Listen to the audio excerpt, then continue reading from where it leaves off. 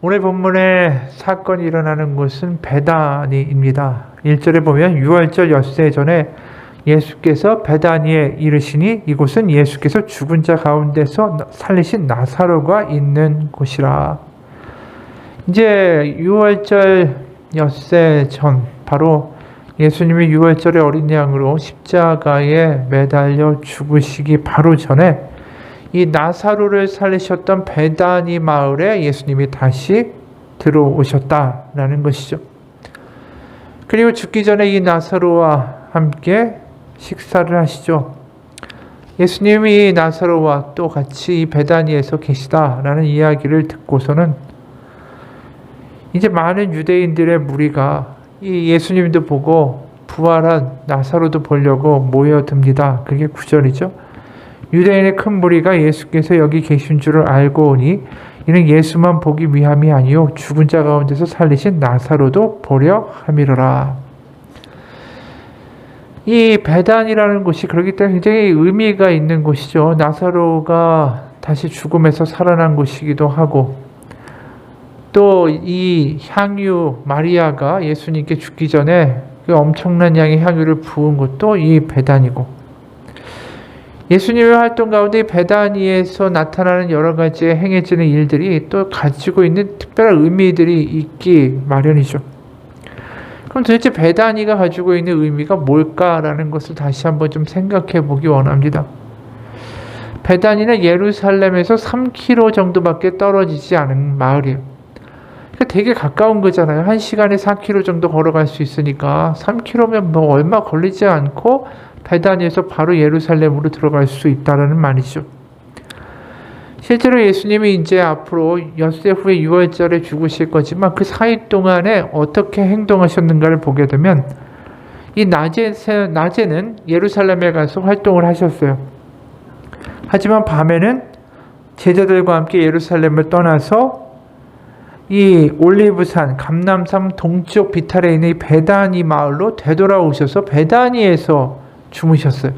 그러니까 베다니에서 왔다 갔다 하신 거죠, 예루살렘을. 아마도 뭐 마르다와 마리아, 나사로의 집에서 머무셨을 것 같은데, 이 베다니라는 곳은 병자들이 많이 있던 도시입니다. 어떤 마을이냐면 당시 정결법에 따르면 이 나병 환자 같은 사람들, 이제 접촉하면 부정이 없는 이런 이들이 이 공동체에서 이제 완전히 퇴출되기 전에 이 나병이다라는 거 확진받으려면 그 확진을 하는 사람이 누구냐면 제사장이 해야 돼요. 그러면 제사장이 그 판결을 내리기 전까지 머물 수 있는 격리된 장소가 필요하죠. 왜냐하면 이미 발병된 거로 의심되는데 예루살렘이란 도시에 둘 수 없으니까 빼내어 격리시키고 제사장이 와서 확진하면 딴 데로 보내는 거죠. 바로 그곳이 어디냐 하면 베단이었다라는 거예요. 그리고 거꾸로 나병에 걸렸다가 이제 회복되었다, 피부병이 나았다 라면 그걸 또다시 제사장들에게 확증받아야 돌아갈 수 있으니까 그것을 위하여 격리하고 대기해야 되는 곳이 바로 베단이었어요. 예루살렘과 가까웠기 때문이죠. 그래서 베단이는 대대로 가난한 자의 동네, 아픈 병자들의 마을이었습니다. 그러니까 뭐 지금 기준으로 말하면 음성 나환자촌 뭐 이런 동네가 되겠죠. 그런데 그 장소에서 나사로가 살아난 역전의 일이 터진 거예요. 죽은 자가 살아났다는 놀라운 소식이 예루살렘에 일어나거나 아니면 베들레헴에 일어나거나 아니면 뭐 갈릴리의 어떤 큰 마을에 일어나거나 이런 게 아니라 지금 그 놀라운 부활의 역전의 소식이 베단이라고 불리우는 전혀 상상도 못하고 사람들이 가장 끔찍해하고 가장 가기 싫어할 만한 동네에서 일어났다라는 것이죠. 다시 말해서 그 당시 율법의 기준으로 생각하면 여호와의 진노와 저주를 받아 저렇게 된 자들, 그래서 하나님과는 가장 거리가 멀다라고 여겨지는 그 마을에서 나사로가 살아난 거예요. 그리고 거기에 예수님이 머물고 계신 거예요. 그러니까 이게 사실 이 자체가 파격인 거예요. 오늘 1절에 보면 예수께서 베다니, 이곳은 예수께서 죽은 자 가운데서 살리신 나사로가 있는 곳이라. 이 말이 우리는 그냥 쭉 읽으면 별거 아닌 것처럼 보지만 사실 이 말이 얼마나 파격인지 모른다라는 거죠. 하나님의 아들 메시아가 왜 굳이 베단이라고 율법에서 가장 저주받은 곳에 머물고 있는가? 그리고 그 베단이라고 가장 여호와의 진노의 대상이 되고 저주받은 자들이 머무는 그곳에서 죽은 자 가운데 이 나사로를 살리셨다라는 표현이 이곳에 등장하는가? 이게 사실은 유대인들이 읽으면 기가 막힌 이야기가 벌어지고 있다라는 것이죠. 가장 부정의 땅, 가장 죽음의 땅에서 지금 하나님의 놀라운 일이 뭔가가 벌어지고 있다라는 것입니다. 이건 기존의 질서를 완전히 뒤집어 엎는 거죠. 그 유대인들의 생각에 따르면 죽은 자가 살아나려면 어디서 살아나야 되겠어요? 가장 일어날 법한 장소가 성전이죠. 성전에서 일어나야 되고, 메시아가 오셔서 가장 많이 시간을 보내야 할 대상은 베다니에 있는 저주받은 자들이 아니라 율법을 가장 많이 하는 바리새인들이나 그 당시에 율법을 잘 준수하던 서기관 같은 사람들과 시간을 보내셔야 되는 거죠. 지금 나사로가 베단이라는 장소에서 살아났다라는 게 지금 제사장들부터 시작해서 이 율법을 추종하는 유대인들에게는 굉장히 충격적인 소식인 거예요. 그러다 보니까 기득권을 가지고 있고 자신들이 하나님을 가장 잘한다고 생각하고 하나님은 이런 분이야라고 말하던 사람들에게 예수님이 하시는 모든 행동들은 다 자신들을 위협하는 걸로밖에 보이지 않는 거죠. 그러니까 10절, 11절에 이런 결과가 나오는 거예요. 대제사장들이 나사로까지 죽이려고 모의하니 나사로 때문에 많은 유대인이 가서 예수를 믿음이러라. 이건 너무나도 큰 위협이 벌어진 거죠. 예루살렘 바로 옆에서 지금 기존의 어떤 질서와 체제를 완전히 붕괴시키는 짓을 하는 누군가가 나타나서 지금 어떻게든 죽여야 되는 상황이 닥치고 있는 거예요. 그리고 실제로 예수님은 엿새 후에 죽게 되시죠. 그런 파격적인 장소, 파격적인 일들이 일어나는 이 베다니에서 오늘 또 다른 일이 하나 더 터진다라는 거죠. 오늘 보면 이 장소가 어디냐 하면 마리아가 와서 이제 예수님의 발에 향유를 붓고 머리털로 그의 발을 닦았다라고 이야기하는데, 이 집은 마태복음 26장에 보면 장소가 나와요. 예수께서 베다니 나병 환자 시몬의 집에 계실 때에, 이 집은 나병 환자 시몬의 집이었어요. 이게 베다니라는 동네를 우리가 이미 보았기 때문에 나병 환자의 집이라는 것 자체가 그럴 수 있겠다라는 생각이 드는 거죠.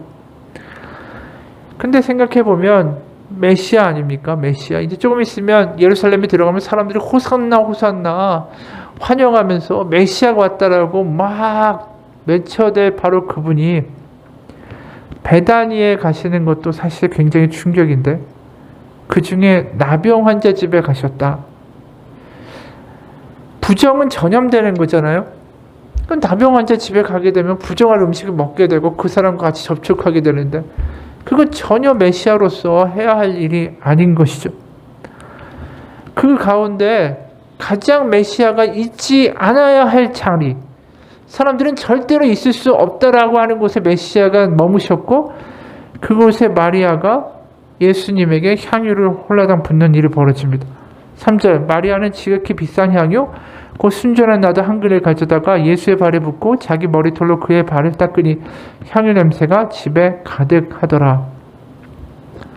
세상 사람들이 볼 때 이 마리아의 행동은 미친 짓이었어요. 이 향유라는 건 엄청나게 비싼 거예요. 여기 보면 향유를 담은 옥합도 깨어버렸다고 하는데, 이 옥합도 다 수입해서 가져와야 되는 거예요. 마리아가 지금 부어버린 고급 향유 나드 한 근, 이것은 300데나리온의 값어치입니다. 우리가 한 데나리온이 하루의 일당이라고 그랬잖아요. 그러면 신체가 건강한 남자가 300일 동안 먹지도 않고 쓰지도 않고 꼬박 다 모아야 모을 수 있는 돈이 300데나리온이었다라는 거죠. 그거를 다 뜯어가지고 발에 부어버리고 그걸 자신의 머리털로 닦습니다.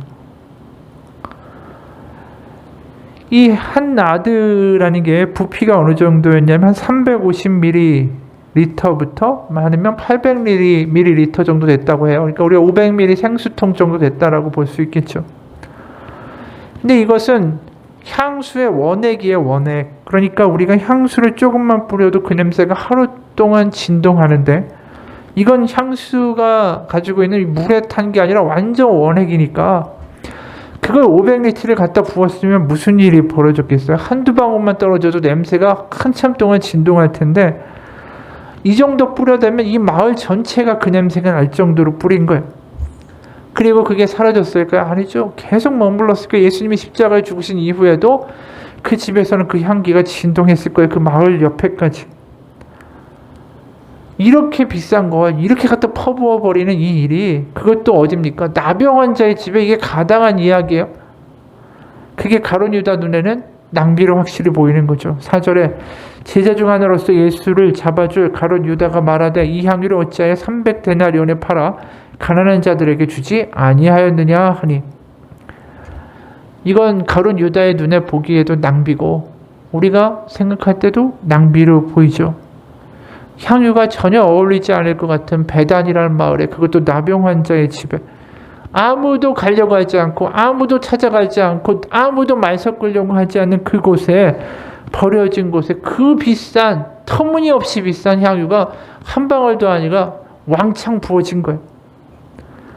세상의 바닥 중에 바닥이고 하나도 어울리지 않고, 아마 유대인들한테 가장 가기 싫은 집을 뽑으라고 그러면 그런 집이겠죠. 나병 환자의 집. 어떻게 보면 시궁창에다가 그냥 향유를 갖다 부어버린 꼴이라는 것입니다. 유대인들이 볼 때는. 그럼 이 일이 도대체 무슨 일일까라는 것이죠. 게다가 나사로는 이곳에서 부활하기까지 일어나고, 우리 근데 이 향유 사건은 결국 뭘 예표하냐면 예수님이 하실 일을 미리 보여주는 거예요. 그러니까 예수님은 이 마리아가 한 일과 같은 일을 이제 하실 것이다 라는 것이죠. 하셔야만 한다라는 겁니다. 요한복음의 시작이 어떻게 되죠? 1장 9절부터 11절. 참 빛 곧 세상에 와서 각 사람에게 비추는 빛이 있었나니 그가 세상에 계셨으며 세상은 그로 말미암아 지은 바 되었으되 세상이 그를 알지 못하였고 자기 땅에 오매 자기 백성이 영접하지 아니하였으나, 그 누구도 영접하지 않는 그 가운데에 어떻게 보면 배은망덕하고 구원시켜 줄 만한 가치도 없는 종자들인 그 사람들과 인간들에게 자기 목숨을 던지셔야 되는 일이 예수님이 하신 일이죠. 어떻게 보면 하나님의 고귀한 그 아들의 목숨을 낭비하셔야 되는 게 바로 그 유대인들이고 그 당시 골고다였다라는 거예요. 그 누구도 하늘에서 보면 하나님의 아들이 왜 저렇게 비참하게 죽어야 합니까? 저런 피조물들, 저건 뭐 얼마든지 없애버려도 되는 하나님 아닙니까? 그 주위에서 천사라 마귀들이 그렇게 얘기할 수 있죠. 무슨 저런 종자들을 지금 예수님이 갔는데 알아보지도 못하고 저런 식으로 대하는 이들을 위하여 못하러 피를 흘리고 예수님이 죽어야 됩니까? 이 터무니없는 일 아닙니까? 라고 천사들과 마귀들이 얘기했겠죠. 실제로 예수님이 죽으실 때 이렇게 기록합니다. 요한복음 19장에서 30절. 예수께서 신 포도주를 받으신 후에 이르시되 다 이루었다 하시고 머리를 숙이니 영혼이 떠나가시니라. 그리고 34절에 그중 한 군인이 창으로 옆구리를 찌르니 곧 피와 물이 나오더라. 어떻게 보면 가장 구원받지 못할 것 같은 죄인들과 예수님을 알아보지도 못하는 우리들을 위하여 그분은 자신의 피와 물을 다 쏟아 부어버리셨다라는 거예요. 그냥 부어버리신 게 아니라 다 쏟아 콸콸 다 내어주셨다라는 거죠. 바로 십자가에서 수치와 모욕 가운데 조소와 조롱 가운데 자신의 피와 물을 다 쏟아버리고 다 이루셔야 했다라는 거죠. 이런 낭비가 어디 있어요? 이런 낭비가. 하나님의 아들의 목숨과 생명과 그 고통이 이런 식으로 어떻게 보면 부어져야 된다라는 게, 이게 납득이 가는 이야기입니까? 지금 우리가 본 마리아가 이 짓을 하는 게 납득이 안 가는 거나 똑같은 일이 하나님이 하셨다라는 거예요. 그게 사랑이라는 거죠. 그게 사랑이라는 거예요. 하나님의 사랑. 터무니없는 곳에 자신의 모든 것들을 부어버리신 하나님의 사랑. 윤정희 사모님이라는 분이 있어요. 이분이 하나님 알러뷰라는 책을 썼는데 이분이 이런 글을 썼어요. 인큐베이팅으로 이 치료비 지원 신청을 의뢰한 대상자가 남편이 일하는 강릉 아산병원에 계시다고 해서 면회를 갔다. 신부전증에 합병증까지 앓고 있는 그는 50대 남자로 국적이 대만인데 한국으로 귀화 신청을 해놓은 상태였다. 그는 미혼으로 심지어 여자하고 데이트 한번 해본 적이 없다라고 말했다. 내세울 게 없어서 주님만 바라본다며 멋쩍게 웃는 이 남자에게 나는 뭔지 필이 꽂혀서 아침 저녁으로 병문안을 갔다. 아파서 누워 계신 분을 보면 딱히 해줄 말도 없어 괜히 혼자 더 열심히 떠들게 된다. 웃긴지 안 웃긴지도 모르는 썰렁한 개그까지 해가면서 그날도 썰렁한 개그를 하고 있는데 이분이 얼굴까지 발그레하면서 수줍게 웃고 계셨다. 입맛이 없다는 그에게 뭐라도 좀 먹이고 싶어서 죽을 끓였다. 너무 맛있다며 그릇을 싹싹 비우는 모습이 보기 좋아서 계속 죽과 내가 가장 잘하는 누룽지를 끓여갔다. 병실문을 열고 들어서는 순간부터 나는 떠들기 시작했다. 애인, 나왔어. 나보고 싶었지? 그는 수줍은 얼굴로 나를 바라보며 말했다. 예. 며칠 후부터는 내가 오기를 기다리는 걸 알 수 있었다. 나는 손톱도 깎아주고 손도 깨끗이 씻겨주었다. 우리 예수님은 제자들에게 발도 씻겨주셨는데 그 마음이 들어서 발도 씻겨주었다. 그러다 세수시켜주고 머리도 감겨주었다. 씻고 나니 멋져졌다고 엄지손가락을 치켜 세우자 환하게 웃으면서 고맙다고 말했다. 그 환한 미소를 또 보고 싶어서 내가 먼저 데이트 신청을 했다. 재단에서 물품 지원금이 나왔으니 퇴원하는 날 멋진 옷이랑 신발도 사고 맛있는 것도 먹으면서 데이트해요. 우리는 새끼손가락을 걸고 약속했다. 제가 남편 목사님도 존경하는데 사모님은 더 좋은 분이군요. 아니에요. 제 남편이 더 좋은 분이죠. 그와 데이트를 한 날 저녁 퇴근해서 집에 온 남편이 그의 소식을 전했다. 당신 애인 중환자실로 들어가셨어. 오늘 밤이 고비라네. 왠지 모르게 눈물이 마구 흘러내렸다. 다음날 그는 영원히 고통이 없는 그곳으로 갔다. 수줍게 웃으면서 처음이자 마지막 여자가 사모님이네요 라고 말하던 그가 이제 나의 가슴에만 남았다. 그를 병원에 모시고 왔던 속초시청의 사회복지사가 나를 위로했다. 선생님을 만나게 하려고 아산병원에 입원하게 하셨나 봐요. 덕분에 그분은 생애 가장 좋은 추억을 가슴에 담고 가셨네요. 그 말을 들으며 마음에 무언가 쿵 하고 내려앉는 느낌을 받았다. 그러면서 생각했다. 힘들고 고통스러운 삶을 살고 계신 분들에게 좋은 추억을 주는 사람이 되자고. 하나님을 감동시키면 기적이 일어난다. 나는 사람들에게 그런 감동을 주는 삶을 살고 싶다. 내가 만나는 모든 사람들에게 주님의 가장 따뜻한 사랑을 전하기 위해 나는 오늘도 이 자리에 서 있을 것이다. 이것이 아버지께 올려드리는 나의 고백이고 주님을 향한 나의 사랑이다. 이 이야기를 읽으면서 그런 생각할 수 있죠. 뭘 그렇게까지 하나? 뭘 그렇게 찾아가서 씻겨주고 세수하고 손발톱 잘라주고 발까지 닦아주고 썰렁한 개그에 그렇게 밤낮으로 쫓아다니는 거 오버 아니냐, 호들갑 아니냐라고 말할 수 있어. 왜 그렇게까지 하느냐라고 사람들이 말할 수 있죠. 그런데 이분이 이야기하는 거죠. 그것에 감동이 있다라는 거예요. 왜요? 그것이 거룩한 낭비이기 때문에. 바로 하나님이 하셨던 일이 그거예요. 왜 그렇게까지 해야 됩니까? 못하러 그렇게 해야 됩니까? 하지만 그렇게 하셨잖아요.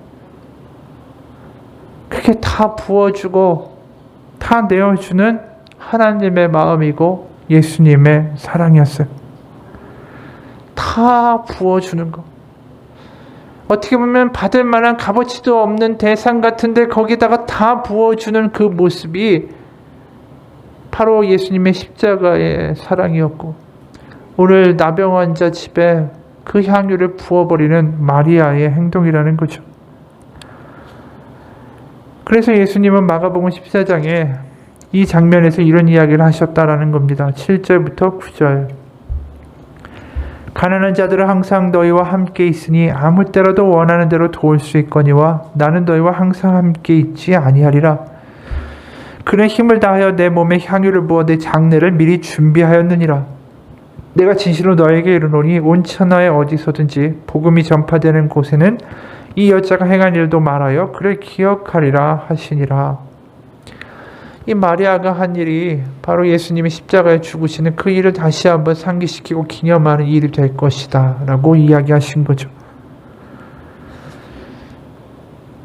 사실 우리가 이러한 예수님의 사랑, 마리아의 어떤 그 다 쏟아내어주는, 말도 안 되는 곳에 사랑을 부어주는 그러한 모습들을 보면서 정말 감동적이다라고 하지만 여전히 우리는 그럼에도 불구하고 그런 단계까지 가지 못하고 뭐 그렇게까지 하냐고 말할 때가 더 많은 사람들이에요.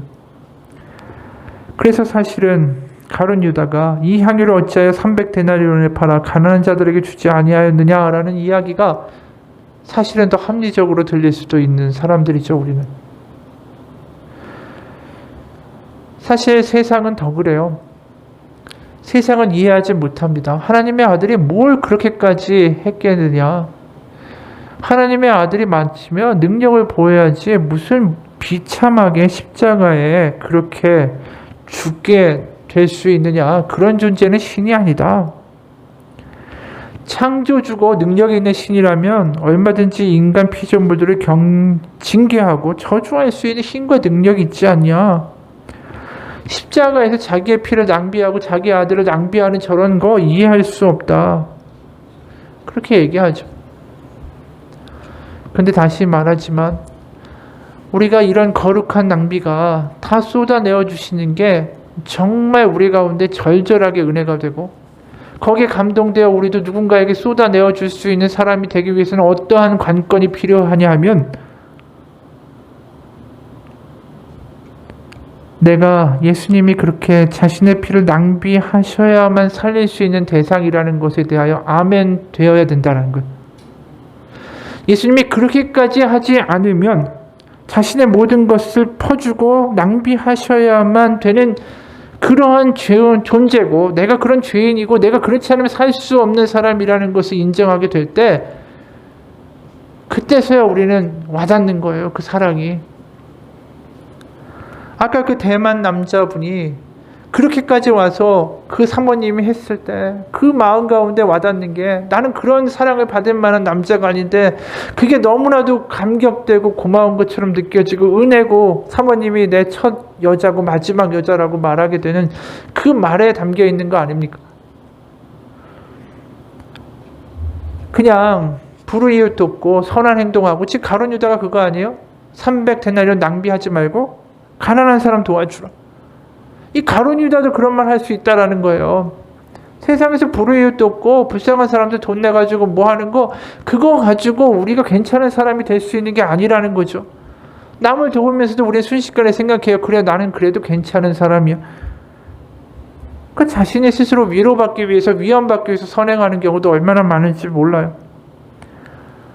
우리는 절대로 내 스스로가 의롭다, 괜찮다라고 말할 수 있는 존재가 아닙니다. 왜냐하면 예수님, 바로 하나님의 아들까지 죽어야만 되는 일이었기 때문에 그래야만 괜찮을 수 있는 존재였다라는 거예요. 지금도 마찬가지죠. 바로 늘 어떻게 보면 내 맘대로 살고 순식간에 또 짜증내고 순식간에 변덕을 일으키고 잘 믿는다고 하지만 또 며칠 지나면 도루묵이고 항상 이러한 우리의 부족한 모습 가운데 하나님의 아들이 바로 예수님이 자신의 피와 물까지 남김없이 낭비하셔야만 우리에겐 희망이 있다라는 겁니다. 그 정도의 사랑 아니면 우리를 품어주기가 어려운 거예요. 나도 나를 사랑하기가 힘든데 내 남편도 내 아내도 나를 온전히 사랑하는 게 그렇게 힘든데 내가 얼마나 엉망인데 나의 속마음까지 다 안다면 나를 정말로 사랑해 줄 사람이 얼마나 있겠어요. 겉으로는 괜찮은 척하고 사랑한다고 말하지만 속으로는 딴 생각하고 얼마든지 그럴 수 있는 게 우리 존재 아닙니까? 우린 다 부족하고 엉터리고 엉망인 존재들 아니에요. 그런 바닥까지 내려가는 그런 우리의 모습을 끌어안아 주기 위해서는 하나님이 자신의 모든 걸 쏟아내지 않으면 안 되는 정도의 사랑해야 된다라는 거죠. 그래야 나를 사랑해 줄 수 있는 거예요. 우리가 우리의 모습을 제대로 보게 되면 그런 바다와 같은 사랑 아니면 날 용납할 수 없다라는 걸 우리는 깨닫게 됩니다. 왜요? 나는 사랑받을 만한 그런 사람이 못 되니까. 이기적이고 순식간에 변덕 일으키고 짜증내고 잘해주겠다고 하고 또 뒤에서 화내고 있고, 잘 믿는 것 같지만 걸핏하면 나중에 와가지고 믿는 사람인 것 같지 않은 행동들 하고, 은혜 받았다고 했다가 그 다음엔 또 은혜 어딨는 다 날려먹은 사람처럼 행동하고, 그런 나를 품어주려면 정말 십자가에서 모든 걸 다 쏟아내신 하나님의 사랑 아니면 우리의 죄는 지워지지 않고 우리의 허물은 덮어질 수가 없다라는 것입니다. 바로 마리아처럼 예수님은 골고다 해골이라는 그 언덕에서, 저주받은 땅에서, 가장 버림받고 가장 바닥인 그곳에서 자신의 모든 피를 다 쏟아 부어 주실 것입니다. 베단이라는 이 말도 안 되는 동네에 귀중한 이 향유가 쏟아져서 향기가 진동하듯이 바로 골고다 저주의 땅에서 그분의 피와 물을 다 쏟아주시는 일을 하실 것입니다. 그게 십자가예요. 우리가 십자가의 복음을 십자가의 복음으로, 기쁜 소식으로 경험하기 위해선 내가 어떤 존재인지에 대하여 아멘할 수 있어야 돼. 그리고 그것을 덮어주실 만한 바다와 같은 사랑이 나에게 덤비고 나를 덮고 있다라는 게 감격으로 다가올 수 있어야 합니다. 그렇기 때문에 거꾸로 말하면 우리에게는 희망이 있어요. 내가 아무리 문제가 있다 할지라도 그것을 덮고도 나올 만한 하나님의 사랑이 부어지고 낭비되었기 때문에 우리는 어떤 자리든 하나님께 돌아갈 수 있고, 하나님은 우리를 회복시키실 수 있고, 우린 다시 하나님께로 달려가 하나님 아빠라고 부를 수 있는 기회가 생긴다라는 사실입니다. 우리의 삶 가운데 예수 그리스도의 복음이 정말로 복음으로 경험되기 원합니다. 오히려 우리가 삶 가운데 잘 된다, 편하다 할 때는 복음이 경험이 안 돼요. 오히려 난 이렇게 엉망인 존재입니다라고 고백할 때 예수님의 십자가가 복음으로 다가오기 시작해요. 우리의 가정이 이렇게 엉망입니다라고 처절하게 어떻게 보면 올 수 있을 때 그곳에 그럼에도 불구하고 새로운 일을 하실 수 있는 그 모든 것을 위하여 피와 물을 쏟으신 예수님의 복음이 복음으로 다가오기 시작해요. 왜요? 그 복음이 우리의 허물을 덮고 우리의 죄악과 우리의 못난 것들을 덮어 깨끗하게 하실 수 있는 하나님의 사랑이고 능력이기 때문이죠.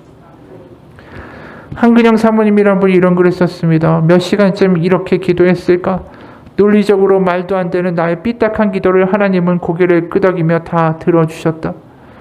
속을 털어놔 보면 상대가 내 말을 듣는지 아닌지 알아채지는 것처럼 그때 나는 기도하면서 하나님께서 내 엉망이 이런 말과 내가 쏟아내는 그러한 부족한 언사들을, 거친 말들을 듣고 계신다라고 느껴졌다.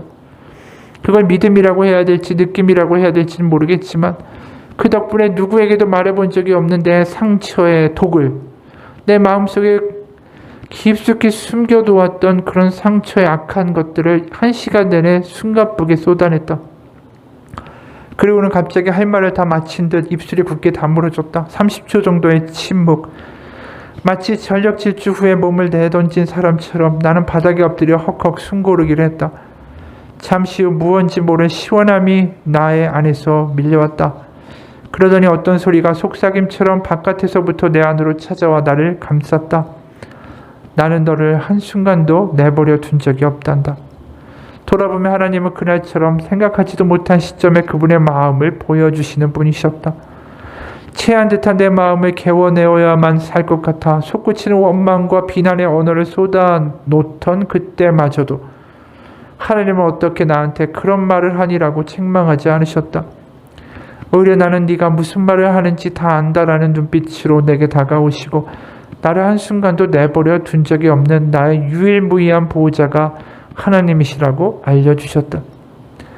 그 한 말씀은 마치 너한테는 내가 있잖아. 내가 처음부터 끝까지 너와 동행하는데 뭐가 걱정이니? 라는 뜻으로 들려왔다. 내 인생에서 하나님과 나와의 그런 애착 관계는 그때가 정말 뜨겁게 다가왔던 것 같다. 찢기고 상하고 넘어진 못난 나도 하나님 품 안에서 완벽히 수용될 수 있음을 그 순간에 나는 깨달았다. 마치 때묻은 나의 민낯을 보였는데도 너는 참 예쁜 내 딸이야 라는 말을 듣는 것 같고, 하나님이 지금도 앞으로도 어떤 경우에도 나를 떠나지 않고 나를 돌보시며 영원히 함께 하시라고 100% 믿어줬다. 나는 너를 한순간도 내버려 둔 적이 없다. 그 말이라면 더 이상 나는 절망할 이유가 없었다. 살아야 하고 살 수 있을 거라고 믿어졌다. 그날 저녁 식구들과 둘러앉은 저녁 식탁에서 간만에 밥 한 그릇을 비웠다. 아직도 입안은 까슬거렸지만 내게 찾아오신 성령님의 첫 말씀이 마치 밥 한 그릇을 다 비워라인 것 같아 밥 한 그릇을 먹기 위해서 계속 의지를 발동한 결과였다. 나는 성령님의 그 말씀에 따라 오징어 젓갈을 밥 한 숟갈 위에 올려 비반에 털어넣으며 말했다. 아, 맛있다. 이렇게 물 말아서 오징어 젓갈을 먹으니 입맛 돌아오는 것 같아. 정말 맛있네. 저녁 설거지를 끝내자 그간 딱딱했던 내 입에서 소리가 나더니 이상한 복통이 사라졌다. 배에서 생수의 강이 흘러나온다는 말씀이 이런 걸까? 나는 서랍에 있던 수면제와 항우울제를 쓰레기통에 갖다 버렸다. 앞으로 내가 살려고만 하면, 하나님과 함께 살아갈 의지를 내기만 하면 이 약 없이도 살아갈 수 있을 거란 확신이 들어서였다. 실제로 그날 나는 약을 먹지 않고도 잠을 잘 잤고 그 이후로 항우울제를 복용하지 않아도 됐다. 가족 모두가 휘청대던 그 계절, 하나님께서 우리를 위해 맨 처음 하신 일은 피폐해진 내 마음을 완전히 만져주신 일이었다. 하나님은 나를 향한 당신의 마음을 보여주시고 우리의 관계를 다시 만들어 가셨다. 하늘 저 멀리가 아니라 바로 여기에 나와 함께 계시는 분, 그분이 바로 예수 그리스도시다. 그래서 그분은 폭격을 맞아 이리저리 휩쓸리는 그 처절한 난파선에 같이 타실 수밖에 없으셨다. 내 아픔을 아는 분, 그분이 바로 예수님이시니까 그러면 됐다. 나를 다 아시고 나의 상황을 다 파악하시는 임마누엘 예수님이 나와 함께 계시면 더 두려워할 이유가 없었다. 그분을 신뢰하고 다시 일어서리라 다짐했다. 여기일까 저기일까 방황하던 내 마음은 그날에 이르러서야 하나님의 마음 안에 완전히 닻을 내렸다. 이분의 간증이요. 우리가 어떠한 자리에 있건, 우리가 어떠한 모습이건, 우리가 얼마든 추하던, 우리가 얼마나 악하던 상관없이 그 모든 것을 덮고 남을 만한 바로 하나님의 사랑이 십자가에서 그분의 피와 물을 다 쏟아내심으로 우리 가운데 증거됐습니다. 세상은 우리 가운데 뭐라고 말할지 모르지만 하나님은 분명히 이런 부족한 나를 위해 그 아들을 모든 것을 쏟아붓게 하셨습니다. 나는 모자랄지 모르지만 나를 위해서 그렇게 흘리신 예수 그리스도의 보혈의 피와 물 때문에 나는 귀중하게 된 겁니다. 내가 자체가 귀중해서가 아니라 나를 위해서 죽으신 그분의 피와 모든 걸 쏟아내신 그 물이, 그분의 그 고난이, 그분의 생명의 값어치가 바로 나의 값어치가 되기 때문이죠. 오늘 우리가 보는 베다니는 절망의 땅이었어요. 소망이 없는 땅이었어요. 아무런 가능성이 없는 땅이고 어떻게든 고쳐지지 않을 것 같은 세상에 저주받은 땅이었습니다. 그곳에서 나사로가 부활했고 그곳에서 향유가 부어지며 예수님이 죽으실 예수 그리스도의 십자가의 사건을 보여줬습니다. 그리고 예수님은 해골이라고 불리던 그 시대의 가장 저주받은 곳에서 죽으셨습니다. 그리고 그곳에 예수님은 다시 나중에 부활하셨죠. 우리의 삶 가운데 그냥 우리의 모습이 괜찮다가 아니라 우리의 모습 그대로를 하나님 앞에 가지고 나아가기 원합니다. 우리의 망가진 곳, 우리의 부족한 곳, 우리의 더러운 곳, 우리의 상처나 우리의 모든 것, 아버지 앞에 이 시간 다 가지고 나아갈 때 그것을 덮고도 남을 만한 하나님의 사랑이, 하나님의 소망이, 하나님의 위로가, 하나님의 회복이 우리 가운데 임하기 원합니다. 같이 기도하겠습니다. 하나님 아버지, 배단이라는 말도 안 되는 곳에 하나님의 아들이 오셨고 골고다라고 말도 안 되는 곳에 그분의 피와 물이 쏟아졌습니다. 우리는 그렇게 엉망인 사람들입니다. 우리는 그렇게 변덕장이들이고 우리는 그렇게 남을 사랑하기에는 너무나도 이기적인 종자들입니다. 너무나도 쉽게 변덕을 피고 너무나도 쉽게 낭망하고 쓰러지고 나 자신도 나를 믿지 못할 만큼의 사람들입니다. 하지만 그럼에도 불구하고 그런 나를 사랑하기 위하여 내가 그런데도 너를 사랑한다라는 것을 확증시켜 주기 위하여 주님은 너무나도 터무니없는 곳에서 그 아들을 처절하게 죽게 하셨습니다. 그러기에 나에게는 오히려 소망이 있습니다. 그렇기 때문에 나에게는 다시 한번 하나님께 나아갈 수 있는 기회가 열렸습니다. 이 시간 나의 부족함과 뻔뻔함과 못남과 더러움과 죄악과 허물과 변덕에도 불구하고 이 시간 주님 앞에 나아가기 원합니다. 그대로 주님 앞에 나아갈 때에 그 모든 것을 덮고도 남을 만큼 부어주시는 하나님의 사랑과 하나님의 능력으로 이 시간 우리 가운데 말씀하시고 깨닫게 하시고 인도하여 주옵소서. 예수님 이름 받들어 기도합니다. 아멘. 우리 같이 기도하겠습니다.